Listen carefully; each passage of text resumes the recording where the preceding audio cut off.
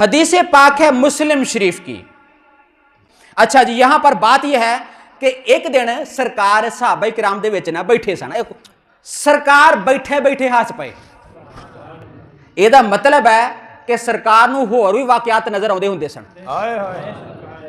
हैं होर भी वाकयात सरकार ਨੂੰ नजर आते होंगे सन, बल्कि सरकार का फरमान है अरा मालत तराउना, और तुसी वो नहीं देख सकते जड़ी शैवां मैं देखदा पिया वां। अल्लाह अकबर। सरकार तुसी कातों हसे, सरकार क्यों मुस्कुराए? मेरे सरकार ने फरमाया, वो गल बड़ी मजेदार हुई।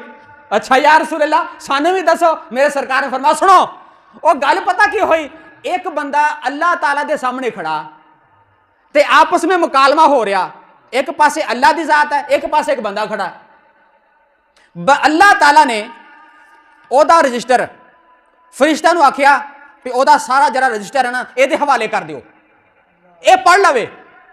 वो बंदे ने रजिस्टर फड़िया ते मेरे सरकार फरमांदे ने कि अल्लाह ने फरमाया फरिश्तियों जेड़े ये छोटे छोटे गुनाह है ना वो हले लिखे रहन दो, वड्डे वड्डे साइड ते कर दियो। तुसीं सुभान अल्लाह साइड ते कर दियो।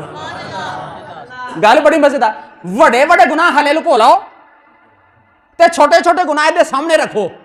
अच्छा उन्हें रखे, पढ़ता रहा, हाँ ये भी कीता, मैं ये भी कीता, हाँ ये भी तो होया, हाँ ये भी होया वा, ये भी मेरे को गुनाह होया, ये भी होया, सारे मान गया छोटे छोटे गुनाह।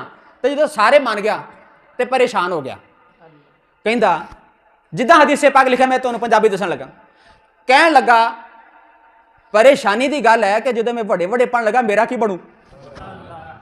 तो कहता चलो ठीक है, जो दिते ही छोटे छोटे है तो आप यही रहन देने हैं। ये बंदा चुप हो गया, अंदरों घबरा बैठा कि अल्लाह पाक ने छोटे छोटे गुनाह रखे है, तो बहुत घबरा गया कि अल्लाह ने सब कुछ सामने रख छड़िया। हुण गल की हुई, अल्लाह पाक ने फरमाया फरिश्ते एक गल करो ये नाल कि जिन्ने भी ये गुनाह होए ना वो नेकियां च तब्दील कर दियो, नेकियां च तब्दील कर दियो। बंदा कहने लगा हाय मैं तो डरदा पिया सी, वो मैं तो डरदा सीगा, ये तो गल ही होर निकली। अल्लाह फरमांदा है ये गुनाह नेकियां च तब्दील कर दियो, ते बंदा हस पिया। ते जड़ा कहंदा सी ना चलो लुके ही रहन, कहन लगा या इलाहुल आलमीन कद अमिल तो अशिया ला अराहा हा हुना, या मौला करीम ओ कुछ मेरे गुनाह होर भी पाए हले हो गिरने आ। अल्लाह मौला मेरे हले होर गुनाह पए हुए ने। अल्लाह पाक ने फरमाया छड़ परे गुनाहां नूं, जदों आपां ही जन्नत अता फरमा छड़ी। अल्लाह